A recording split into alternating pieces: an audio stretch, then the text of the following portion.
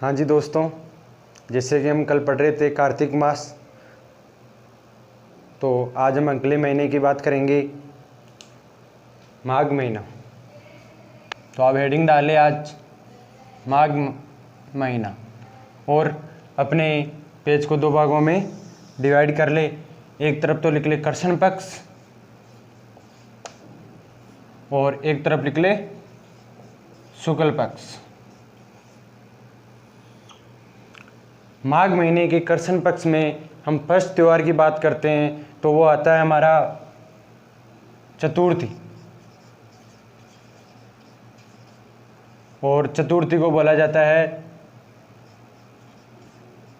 तिल चतुर्थी या संकट हरण चतुर्थी।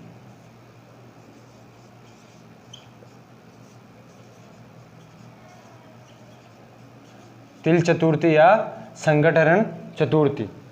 उसके बाद में जो अगला त्यौहार आता है वो आता है हमारा एकादशी।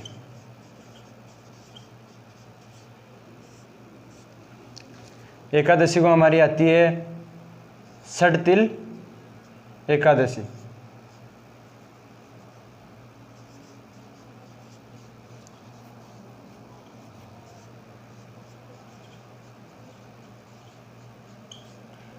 षटतिल एकादशी।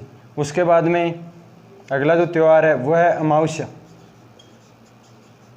और अमावस्या के दिन कौन सी अमावस्या आती है? मौनी अमावस्या। कौन सी अमावस्या आती है? मौनी अमावस्या। और इस दिन कुंभ मेले का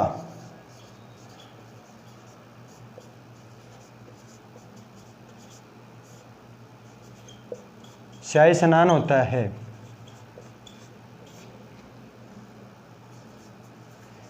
इस दिन कुंभ मेले का शाही स्नान होता है। और एक जो इनके मध्य आते हैं, चौथ के दिन मेला भरता है और उस मेले को कहते हैं हम चौथ का बरवाड़ा। चौथ का बरवाड़ा। और ये कहाँ भरता है?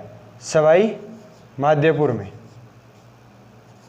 इसी प्रकार हमारे कृष्ण पक्ष में 3 त्यौहार आते हैं। वैसे तो देखा जाए तो 15 दिन के 15 दिन ही त्यौहार होते हैं जो, लेकिन जो प्रमुख त्यौहार होते हैं वो 3 ही त्यौहार है, चतुर्थी, एकादशी और अमावस्या।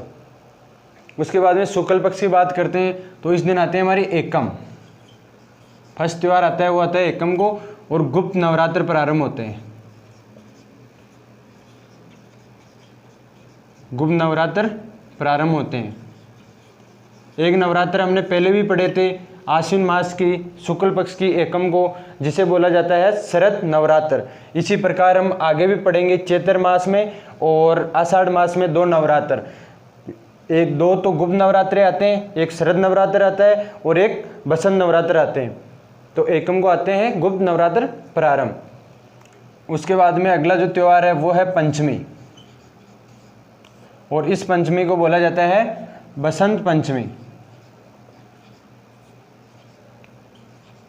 बसंत पंचमी।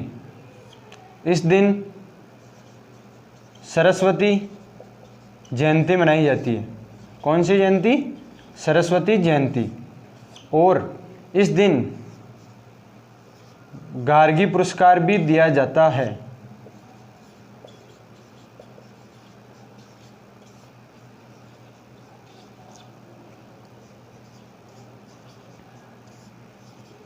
गार्गी पुरस्कार भी दिया जाता है।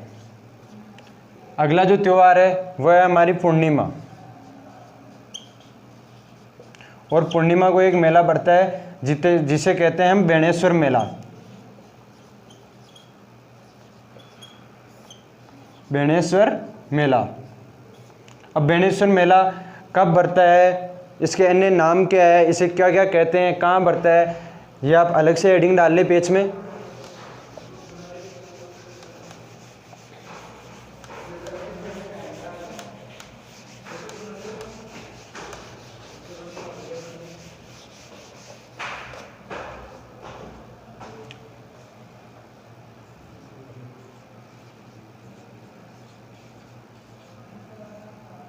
बेणेश्वर मेला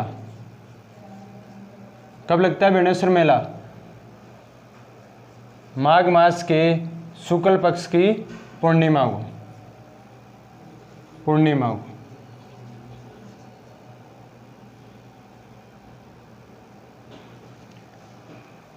बेणेश्वर मेला लगता तो है, कहाँ लगता है? ये तो सबको पता है कि डूंगरपुर में लगता है।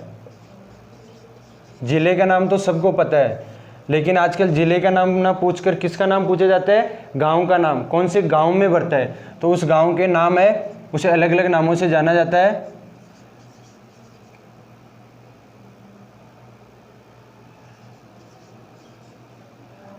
नेवरपुरा, नवटापरा, नवाटापुरा, और जो चौथा नाम है उसको जाना जाते हैं नवाटापरा। अब इसमें एक शब्द आया नवटापरा। कभी कभी पेपर में पूछ लिया जाता है कि टापरे का मीन्स क्या होता है, टापरे का अर्थ क्या होता है? तो टापरे का अर्थ होता है घर, मकान, और नव का मतलब होता है नया। कभी डायरेक्ट पेपर में क्वेश्चन ये पूछा जाता है कि टापरे का अर्थ क्या होता है, और 4 ऑप्शन दे देते हैं, उसमें से एक घर दिया जाता है, तो उसमें हमारे को घर सही होगा और अन्य 3 गलत।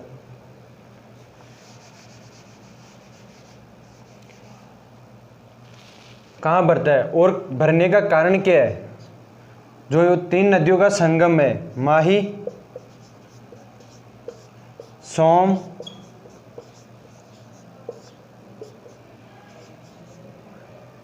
और जाखम,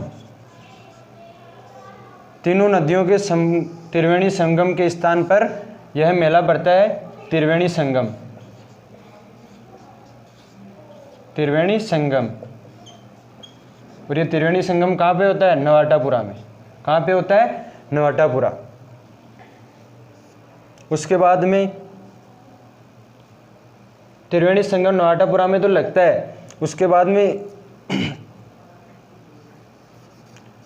इसमें एक और बात है, खंडित शिवलिंग की पूजा की जाती है। खंडित शिवलिंग की पूजा की जाती है। क्यों की जाती है खंडित शिवलिंग की पूजा? क्योंकि बेणेश्वर मेला लगता है ना, वहाँ भगवान शिव का मंदिर है, भगवान शिव का मंदिर। उसके बाद में जो बेणेश्वर मेला है, इसको अन्य किन किन नामों से जाना जाता है? इसे एक तो जाना जाता है वागड़ का, सॉरी दोस्तों नीचे दिखाई नहीं देगा, मैं ऊपर लिखने की कोशिश करता हूँ।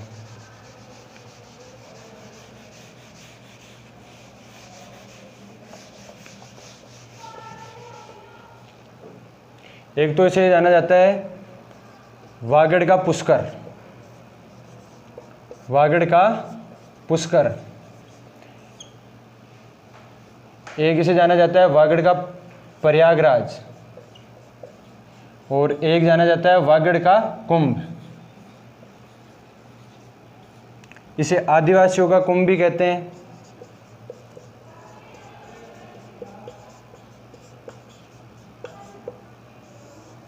आदिवासियों का कुंभ।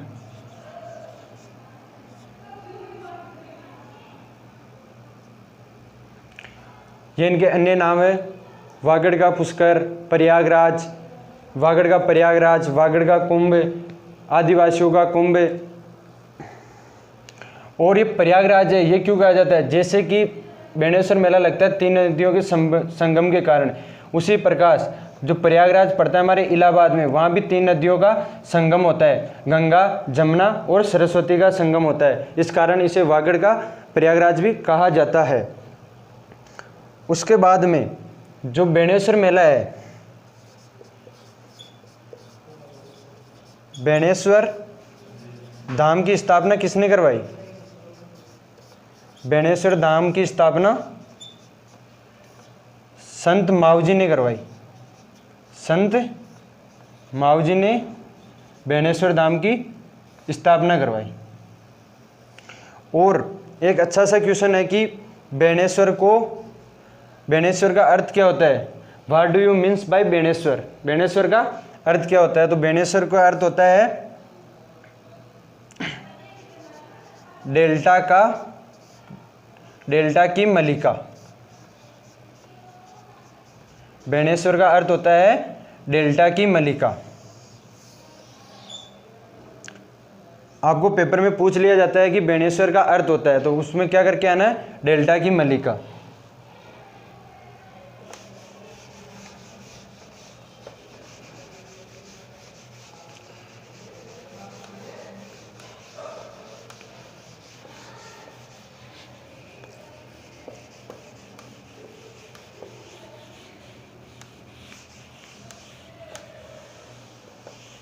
उसके बाद में बेणेश्वर धाम से कुछ दूरी पे एक गांव पड़ता है, उसको बोला जाता है साबला। कौन सा? साबला। इसका मतलब क्या है? ये बेणेश्वर। यहाँ से भगवान और महाराज की पालकी निकलती है और वो कहाँ पे आती है? बेणेश्वर पे। तो उस भगवान का क्या नाम है और उस महाराज का क्या नाम है? किस महाराज की पालकी आती है? अच्चियानंद महाराज। किस महाराज की पालकी निकाली जाती है? अच्चियानंद। और कौन से भगवान की निकाली जाती है? निष्कलंक।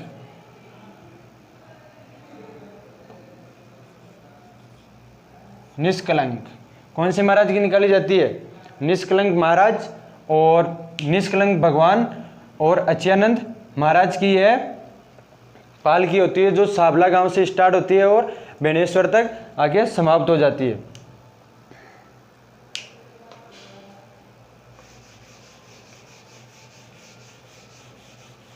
और एक चीज इसमें और याद रखने की बात है कि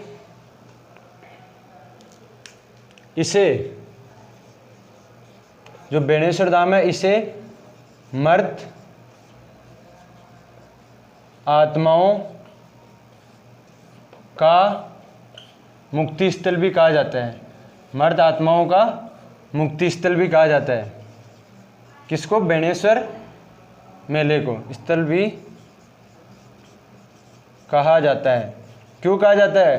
क्योंकि जो भील जनजाति होती है ना, उनकी किसी की मृत्यु होने पर, जो भील जनजाति होती है उसकी किसी की मृत्यु होने पर जो उनकी अस्थियां होती है ना, वो अपने घर या कहीं बाहर जो छप्पर होता है उसमें रख लेते हैं। और जब ये मेला लगता है तो उसी दिन तीनों नदियों के त्रिवेणी संगम पर उन अस्थियों का विसर्जन कर दिया जाता है। ओके दोस्तों, आज हमारे माघ महीना कंप्लीट हो चुका है और नेक्स्ट क्लास में अगले मंथ की चर्चा करेंगे। ओके दोस्तों, थैंक यू।